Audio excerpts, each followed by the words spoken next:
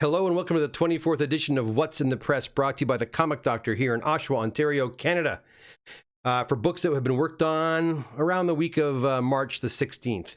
Anyways, guys, before we get started, again, remember to please hit the subscribe button and the like button. And, of course, always leave a comment because I'm going to have all kinds of draws. And by leaving comments below, you will increase your chance to win some free grading by CGC and pressing by me, the Comic Doctor. Anyways, today, quite a variety of comic books. But you know what? Let's stop talking about it and let's just get right to it. Here are the comics, or some of the comics I looked at last week. Okay, so first off, we have some books that were sent in to me by Sean out of Vernon, BC. Sean sends in a variety of Bronze Age and Copper Age books. Let's start with Aliens #1 from the miniseries 1 of 6 from Dark Horse Comics, and a copy of Predator #1, also from Dark Horse Comics. Sean also sends in a really nice copy of Star Wars Episode 1, The Phantom Menace, issue 3 of 4. This one actually had a really intense thumb dent right about there, over by Darth Maul's head, and I was able to remove it, so I'm really looking forward to see what that comes back as. I'm hoping it'll come back in 9/8. Also a nice copy of Black Panther #2. Another book we see a lot lately in the Comic Doctor's office, whoops, making a bit of a mess here, is Amazing Spider-Man #316. And a kind of low-grade copy of Star Wars #2. Really popular McFarlane cover, and Batman #423. A very clean copy of Daredevil 168, featuring the first appearance of Daredevil.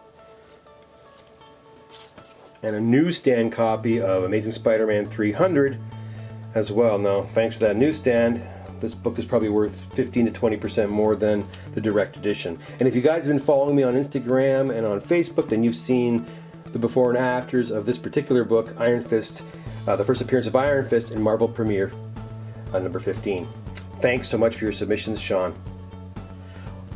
Okay, so next we have a few single submissions. The first one comes to us from Hugh, and Hugh's out of Toronto, and he submits a copy of Venom #9. Matt out of Brantford sends in a copy of Nyx #3, and Gabe out of Kennington sends in a nice copy of Amazing Spider-Man 300. Now you'll notice in this case we have a direct edition. So again, the direct edition usually, don't get me wrong, they're still quite sought after, but the newsstand does fetch a little more. Jan out of Toronto submits a copy of Amazing Spider-Man 129, and you'll notice this one's going off to CGC, and yes, I do recycle Mylars when I'm sending to CGC sometimes. And he also submits a lower to mid-grade copy of Amazing Spider-Man #2, featuring the first appearance of the Vulture. Alright, so finally we're going to have a look at some of Chris's books, and Chris comes to us from the Toronto area. We start off with some pretty popular books here, Star Wars #42 and Star Wars #68, and I believe these are the Canadian variants. I believe they are. Chris, if you're listening or watching, perhaps you can clarify that in the comment section below, but there they are. Chris also sends in a nice copy of G.I. Joe #155, and again, a Transformers #1. Is that a Canadian price variant? I believe it is. Also, a copy of Eternals #2. Again, is that the 30-cent price variant? I believe it is. Chris, some amazing books you've got here. Marvel Spotlight on Spider-Woman. So it's Marvel Spotlight #32. And then a Ghost Rider #1.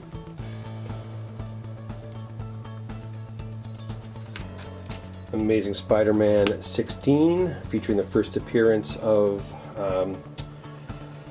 Monica Rambeau, and #194, featuring the first appearance of the Black Cat. Chris also submits a nice copy of Amazing Spider-Man 129, the first appearance of the Punisher, and probably one of my all-time favorite ASM books, cover-wise anyhow, is the ASM 20 with the first appearance of the Scorpion, and a really popular and awesome Fantastic Four #12, another book I absolutely love, and I had once and let her go, and I'm now regretting it. But anyhow, this one has a pretty brittle cover, and pieces are flaking off the top there, right here.